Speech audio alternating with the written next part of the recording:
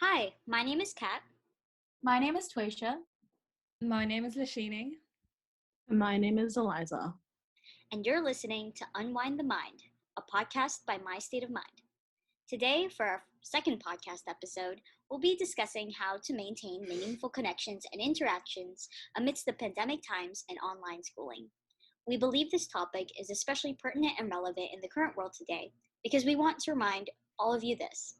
Even though the pandemic may make daily life feel lonely, we want to remind you all that you are never alone and we are all in this together. So, to start off, since this is the beginning, we could go around and just introduce ourselves and say a quick fun fact. So, I can start off. As I've said before, my name is Kat. The pronouns I go by is she/her. I'm currently a creative content writer for My State of Mind for the blog, and I currently go to the University of California, Davis, UC Davis. I'm a sophomore and I'm majoring in psychology, minoring in human rights. And a fun fact about me is that before the pandemic in 2019, I was able to luckily travel to 3 different countries. It was the Philippines, Indonesia, and Thailand. And it was an incredible experience. And I can't wait to travel again after the pandemic. Yeah, so I'll go next. So my name is Tuisha. My pronouns are she/her. And I am a national director for Canada for My State of Mind. And I go to school in Ontario, Canada. So I'm actually in grade 11. Fun fact about me is I love to travel, and my family and I actually had this whole Europe trip planned before the pandemic, which sadly we weren't able to do. So hopefully this whole pandemic situation gets sorted out really quickly so we can continue our plans. But yeah, that's just a bit about me. Hey guys, my name is Lashini. My pronouns are she/her. I am the National Director for the UK for My State of Mind. And I'm currently at the University of Warwick studying philosophy, politics and economics. Fun fact, which isn't travel related, is I actually love oranges. My mom calls it an addiction. I beg to differ. I once ate so many I actually had to go to the hospital, almost had my stomach pumped, but thankfully I didn't. So if anyone wants to get me oranges, please do so. Okay, guys, it's Eliza. What it do? Oh my god. I'm just a member at My State of Mind, and I'm about to study youth work, but I have a bachelor's in IT. And a fun fact about me is I am now obsessed with Lashini. This is my first time working with this girl, but because she just blurted out a whole random fun fact, it's just, I love love. I love girls. I'm straight. But I love Lush. That's all. Oh my goodness. Okay, so just a quick disclaimer, we are not mental health professionals. If you have any serious issues, please seek help from a mental health professional. This episode of Unwind the Mind is made solely to share our own stories and hopefully create a safe space for others to do the same. Yeah, so with that being said, let's get on with the second episode. Kat, would you like to introduce our first topic? Yes, awesome. Thank you. Thank you very much. The first topic that we're going to be talking about is social media, because since this podcast episode is inherently about connection and connecting in a disconnected world because of the pandemic and quarantine and isolation, we decided, something very universal. Everyone uses social media. So we wanted to, I wanted to delve into the idea of social media and how that can be healthy, unhealthy for us as young adults and college students alike, and everyone uses social media, and it's that's kind of the main source of connection. I feel like nowadays, the modern world is becoming so globalized and saturated with information. I think a positive I can say about social media is that you are able to meet a lot of connections. Like, for example, if it wasn't for social media, like the Instagram I use, then I wouldn't even be here in My State of Mind. I wouldn't be a part of this organization because I actually discovered My State of Mind through Instagram because like Macy Lee followed me and I was like, what is this? And so it kind of just unfolded naturally. I got super participatory and active in this kind of organization. But the downside of like, social media that I can say is it brings up a lot of and it provokes a lot of beliefs of like internalized comparison, and you may like it's a double-edged sword in that you can follow people who make you feel good, and then there's some accounts that don't make you feel as good about yourself, and I feel like just navigating that is a whole process. And I feel like um it's not very talked about like healthy use, healthy implementation of our phones, and unhealthy implementation, like deciding the differences between that. I think can be, people often overlook the importance of that. Yeah, that's so true. Like honestly, for me as well, like I found my state of mind through social media. So it, like literally randomly it popped up on my explore page, and like the whole opportunity kind of fell in my lap, and I'm so grateful for that.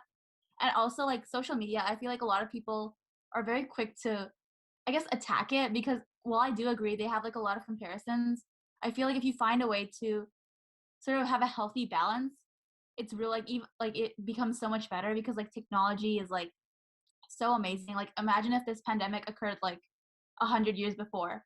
There would be like, I guess school would be canceled. There would be like no communication. People would go crazy. Like we're so lucky because the pandemic happened in the time where technology is so readily available for everybody, and that's one of the benefits.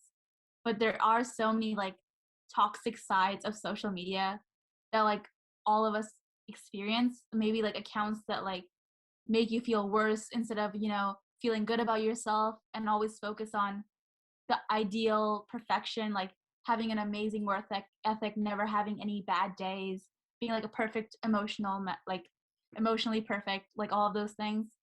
So I don't know, social media, like I guess like you said, Kat, it literally is a double-edged sword, and it's crazy because I feel like when I was younger it wasn't like a thing, but like now it's like even my brother who's like 5 years younger than me, he has social media, and it's like, whoa, what the hell? I just played DS. Wow. That's it. Yeah. Right? I was watching like SpongeBob as a kid on TV. That's all I did. Yeah. I had to wait for all the ads and everything. Like Yeah. these kids are like Netflix, Disney Plus. Like what is happening? No ads. Literally. No what? It's kind of unfair. TikTok. Like yeah.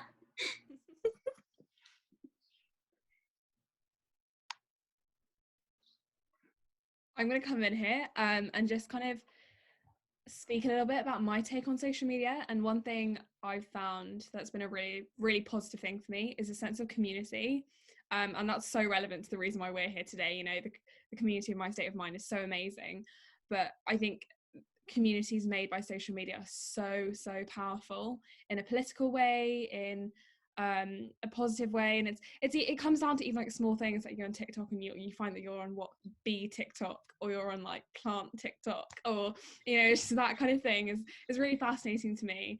But it also means that having this community, it's not only really good for someone as an individual, but I think it's a really powerful way of creating change, and coming together in that way and creating these connections, international connections as well, is so crazy to me. But on the other side, we've all spoken about how kind of there's kind of two sides to social media. I think one thing I found is it doesn't teach us a sense of discipline in a way that I think the generation before us had. And that's maybe why we're getting this kind of Gen Z, millennial, or with the generation technology and that kind of thing. And one thing I picked up on is it's like, I've kind of realized it myself that I'm doing it, because it's like with TikTok, you just scroll so quickly from the next thing to the next thing to the next thing to the next thing. And I realized like when I'm watching TV now, I just have to switch channel so easily, or like I'm watching Netflix and I get bored of something within 5 minutes and I just have to keep switching, which is so crazy. Like my focus has changed so much. And I think, again, is along with what everyone else has said, I think that's another a dangerous part of social media that we've got to be careful of. So I definitely think taking breaks is a really, really important part. not because obviously the toxicity is one side, but also the idea of kind of, let me just, see what life is like outside of technology and just kind of bring it back to reality, if that makes sense. Definitely agree. I definitely agree with Lashini there. And I'm just going to say it for everyone.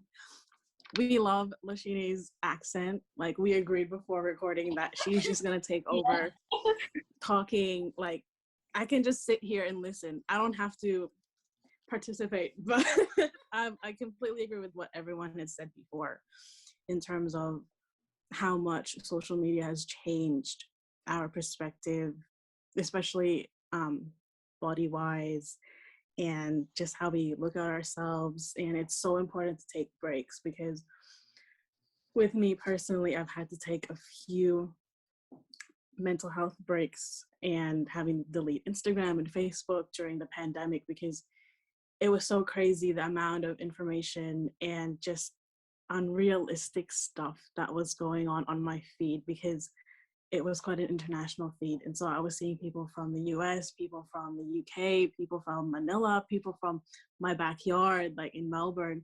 It's crazy how different things were at different points in the world. And so that was messing up with my head, and I didn't know what was going on. But with that being said, like, my state of mind connected me with so many beautiful people, especially the girls here. Like, this is the first time I met Lashini. This is the second time I'm seeing Kat and Twaisha. And it's like, I told them before, but it's like, it's so weird how you can have like this sense of,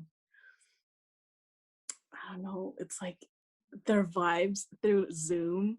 It's like it was radiating off of Zoom. I don't know. It's so weird. It's like, it's it was so good. Like, I can start crying right now, but like, you can feel the energy of someone online, and that's just crazy. It's crazy how much technology has helped us come together, but also pull us apart, if that makes sense. I don't know. Oh, Somebody wow. say something.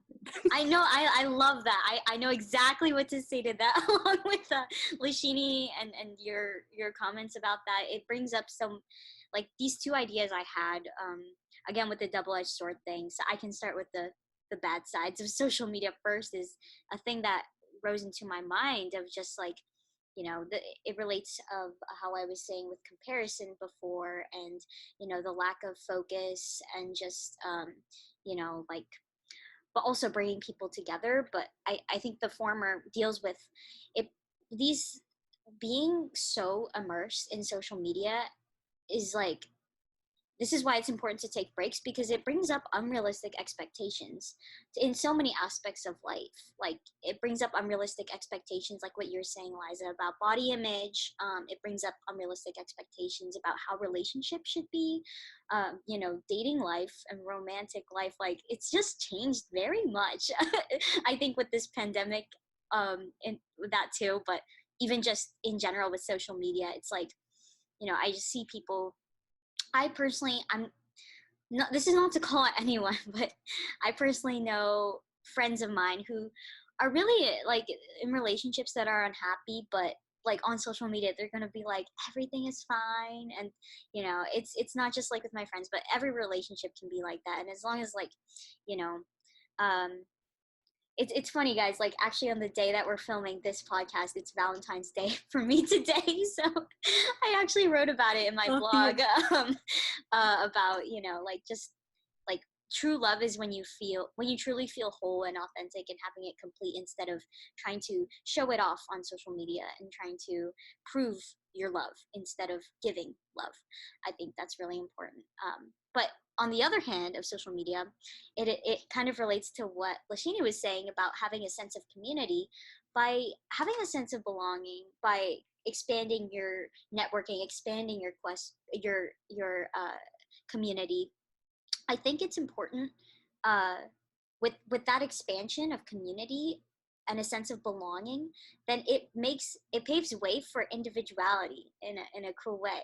Like, it makes you feel like since you feel like you do belong, it makes you feel like, okay, I can be confident as an individual, of my own. Like I am good on my own, and I just want to share it with the world and like help people. And yeah, it's so it goes hand in hand, like positive individuality, right? Not like toxic individualism.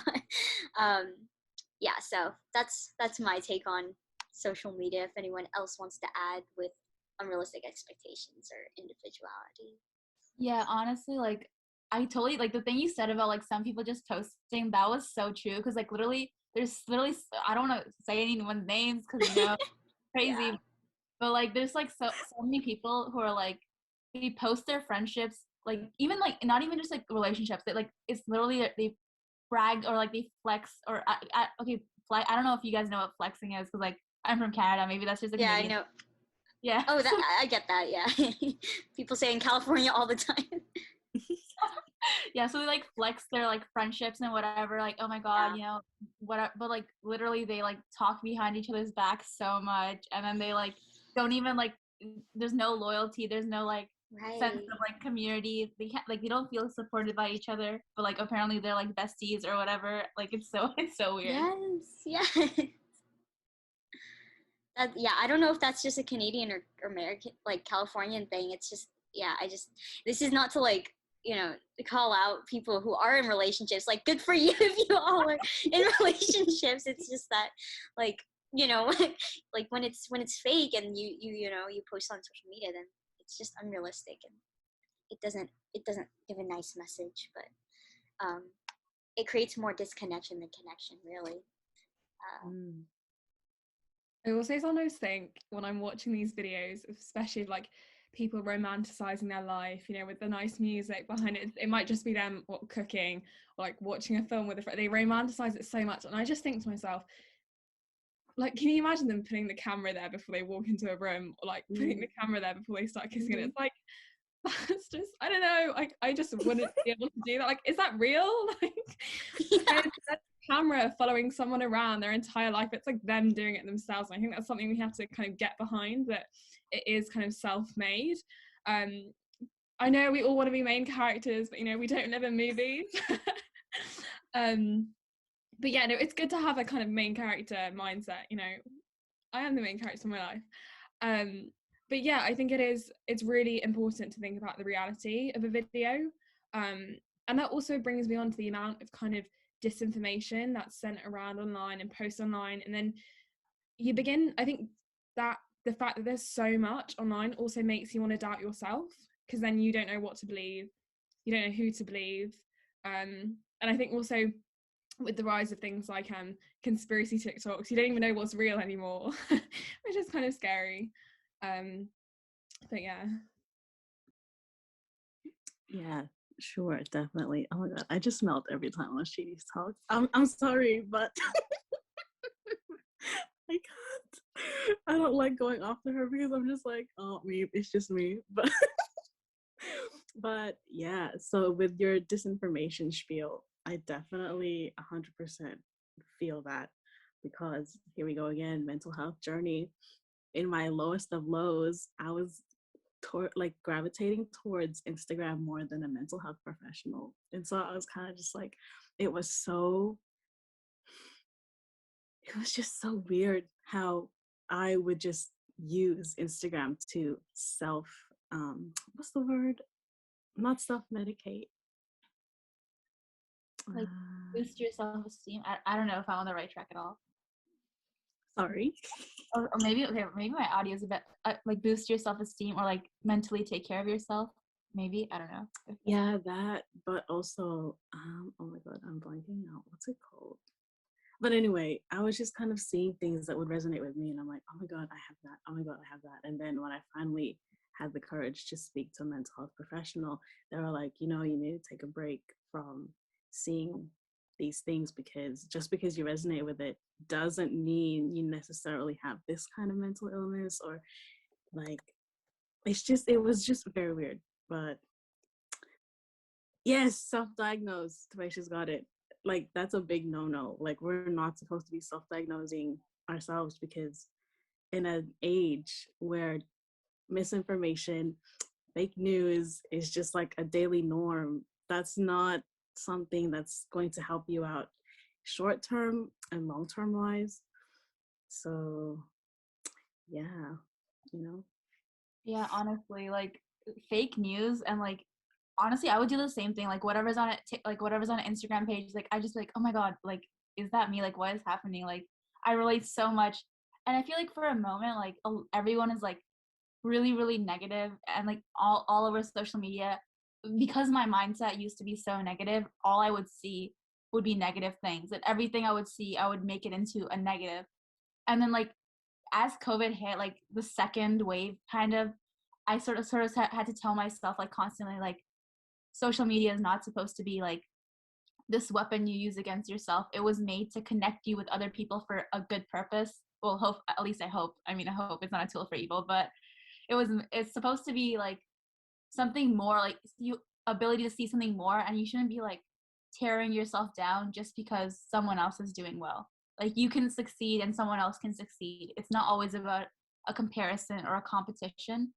So that was something I was like during the pandemic, I was sort of like, let's take a pause and like delete Instagram for a second, just mentally regroup and go at it with a positive, more optimistic sort of vibe. I don't know if that's the right word, but yeah, basically that was like sort of my pandemic journey with social media.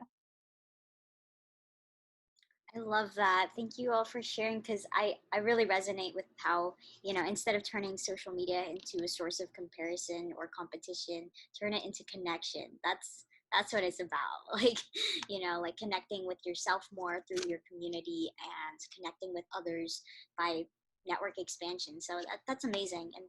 And I think the next topic that we wanted to talk about was like staying connected with the people that we actually know. Like instead of just social media, obviously, it's important to have to get to contact people and stay in touch with people who are in real life, like who you are physically in touch with or like physically can see. And so if anyone wants to start with that. Yeah, I can go. But yeah, I totally agree. Like social media aside, I feel like we all need to take this time to like spend time with people or like try to connect with people as much as we can that we actually know. Because I feel like a lot of our Instagram followers or any type of like followers, like we know them, but we don't really know them. Like honestly, like I have like 15 close friends, and the rest of the people are like just people I follow because like maybe it's like a friend of a friend of a friend, and like I saw them once, like maybe I haven't even seen them in my life. Like you just follow them. But yeah, like I've been trying to spend this time to, meet with my friends and like, oh, cannot meet. Like I mean, you can do a Google Meet or whatever. Okay, can't be meeting. Just a warning for everyone listening: don't meet anybody, please. It's very dangerous. But like meet with your friends like online, and we do like games and like activities, and we like just talk, because like texting is not, like for me personally, it's not enough. Like it's not enough connection.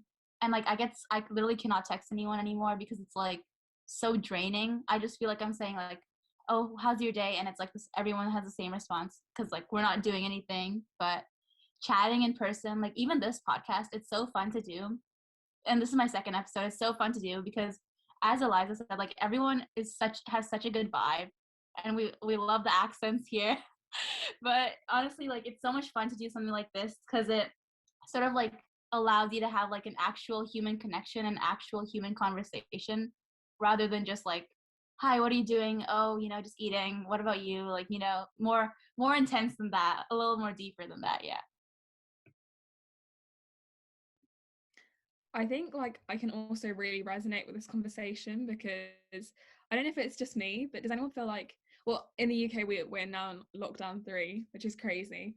But I think I think sometimes, I don't know, does anyone ever feel really guilty that they're not catching up with friends, and then you get more hung up about the fact that you haven't caught up with them, and you're thinking, oh my god, they must hate me because I haven't spoken to them in so long. And then you actually contact them and you realize they're feeling the same way, or it's just like we're all going through the same thing. And it's really important to think about how, obviously with the people that are really important in your life, they all understand what you're going through. And the pandemic isn't just kind of you alone, it's everyone almost together, by themselves as well, but together in the whole thing.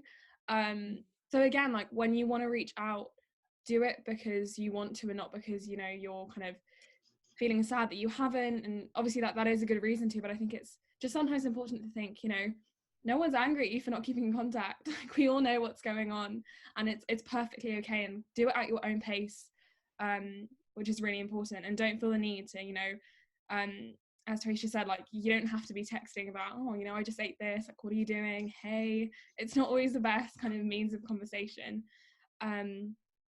Yeah. I love that. I love what you said, Lashini, about just like, you know, you shouldn't need, for people who truly connect with you and people who do love you, your friends and your family, like the people who are the real ones out there, you don't need to prove like you don't need to show yourself like by, you're not doing enough if you don't text me this so and so, or like, you know, you shouldn't feel like you have to, like, you know, prove your love. Like, it should already just be there, even if you guys haven't like connected or contacted each other for like a few weeks. Like, does that change the connection? If it's real, then no, it should not. And I think that's really important. And I also, ironically, this might be funny to say, but I feel like this pandemic, just for my own personal experience, has made me understand who actually my true connections are, and who are like people who do really truly do matter in my life, and who those who do not. Because it's like the pandemic allows us no reason to like, we're not forced to see people we don't want to see anymore. As bad as that sounds, I'm just like, this is unfiltered, this is raw, and like, I'm just saying things that are on my mind, that, you know, people who you really do want to see, then it's like, it really is a test of like, where do you place your attention on? It's like the people who really truly do care for you. Also, love the energy in this room. Let me just say, I love it. We're all feeling, we're all whatever. Same. And the feelings are all mutual here, I think. Yeah. But I'm in the same boat as Lashini. We're not from the same country, but I'm also in the third lockdown. And so having that freedom being taken away, it's kind of just messed up plans, it's messed up all these things, right? And it's so important to look after yourself first. I remember you said this, Kat, in one of the first meetings. You said you can't pour from an empty cup. And that's like resonated with me. Like, ever since that meeting, I've always had that in the back of my mind, where I always have to think, am I pouring from an empty cup? Am I pouring into someone's cup which is already full, and I'm like neglecting my needs and all that stuff? And it's like, the one thing that the pandemic has definitely taught me is that you really need to look out for yourself, because at the end of the day, it's just you and yourself. By yourself, it's like, it's just you know what I mean? Yeah, I don't know if you guys are feeling the same way, but you just have to look out for yourself from here on out, because, you know, there's only one you, and you may not like think sometimes that, or you may not realize sometimes that you have people looking out for you, but you actually do. I don't know, am I making sense? It's so Yes, absolutely, 100%. That makes sense. Yeah. Like, pouring from an empty cup, like, that thing's like so true, because it's like, I feel like when people are at their lowest point, they always feel the need to give to everyone else. But like, we have to understand, like, taking care of yourself is not being selfish. Everyone always thinks like, oh, you know, I'm just like, I'm looking out for myself, I'm not looking out for anyone else, and they start to feel bad. But like, honestly, I think it's okay to be a little selfish. It's okay to prioritize yourself over other people, because if you don't take care of yourself, you know, who will? Because at the end of the day, like, as much as your friends and family care about you, it's important that you care about yourself as well. Because if you don't give yourself that attention, then, like, I don't know who's going to, no one's going to come and give you a little gift, like, here's attention. Like, it's not, I don't think that's how it works anyway. But yeah, honestly, like, it took me a long time to understand that. And I'm glad, like, I'm starting to understand that, like, you know, put yourself first and don't feel bad about that, because that's the way it is. Like, you have to take care of yourself before you can take care of anyone else. Yes, absolutely. Oh my gosh, this is a topic I'm very passionate about. I think the most I have a whole if in case any of you have not seen the first episode, my fun fact about me at the time was I have a blog called plantofully.com where it's everything about growth, wellness, self-love, self-care because honestly, school doesn't teach us that they're like there's never a class about how to love yourself and like how to truly thrive and live in this world comes from self-love, which is really hard to do. It's always a work in progress, but honestly, yeah, you can't pour from an empty cup. And relating back to how social media is you know if we don't even let our phones die of our battery and we constantly try to recharge our phone batteries, then how like why don't we recharge our own batteries first? That should be the number one priority. We got to prioritize our peace, prioritize ourselves, because it's just like perhaps to connect truly with the rest of the world, we should first connect with ourselves first and foremost, above all, because that's really you accept the love you think you deserve. So if you feel like you deserve love from someone else because you don't have that inner love for yourself first, then it's not gonna go as far as if you did fill yourself up, care for yourself. Self-care is not selfish. It may seem selfish because that is kind of it's become normalized. I don't know, people think it's oh, treat yourself, um work can be a sense of like our productivity can be a sense of our worth sometimes as students, especially when you hyperfixate on how much did you do today, and then at the end of the day, if you didn't get this so and so done, then you feel not satisfied with your life. And gosh, we got to change the narrative. I feel like because self-love is the best love. Just to kind of quickly touch upon this productivity, if you guys have been on LinkedIn, I think this is one of the worst ones for comparisons, because honestly LinkedIn is amazing, but sometimes I just go on there and I just feel like, what am I doing with my life? Which is so bad. But yeah, no, I'm not trying to slate LinkedIn, great platform. But kind of going back to Kat was saying, I was kind of thinking about how in one way lockdown's been quite good, because it's made me realize about, I don't know if many people are like me, but I think a lot of people say that you're influenced by, I don't know, the 5 closest friends in your life or something along those lines. And we are really influenced by all the external factors in our life. And I think lockdown is really nice in the fact that you've got to kind of look at yourself and think, who am I as a person? And it's nice that you can shape yourself in the way that you want to be and not have to be shaped by other people. But I think that also has its downsides, because then again, when we're thinking about social media, that's also in lockdown one of the only things we have to shape our lives, which is why I think that so many people are struggling, because when that is, I think without lockdown, you have social media, but you also have the real life, you have the real world, you can just walk outside, talk to people. But when you are in lockdown, I think that's just a little bit harder to start thinking about who I want to be influenced by. But again, I think this idea of self-love and self-control is so important during these times. And I think what's great is also that idea of you can in lockdown just have that feeling of I don't care. I don't care what people think about me. I don't need to care. I just want to focus on me and who I am. And that's something that I've tried to do during lockdown. It's been so helpful, and I guess a lot of other people have. And I would really recommend that, just kind of take a look at yourself and just think, who am I? Who do I want to be? And whoever you want to be is that's so fine by you. You can define that. It's not for anyone else to think about. Yes, girl. Yes, Lodge. Oh my God, I'm here for it. Yeah. I have always been an advocate for just speaking your truth, being yourself, and as long as you're not really harming anyone, just do you.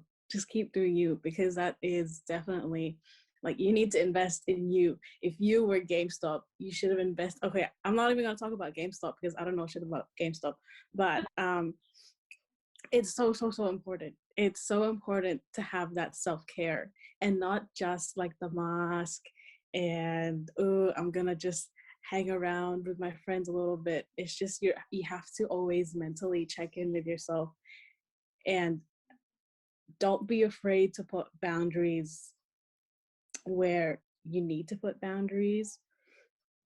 I'm not gonna keep going on about it because I could talk about it, but sometimes when you plant something like yourself somewhere and it's not working out, it's okay to say no to things, even if you're in the middle of something and you're kind of just like, ooh, I don't know, is this something I should be doing or something? If you're not comfortable with something, it's okay to say no.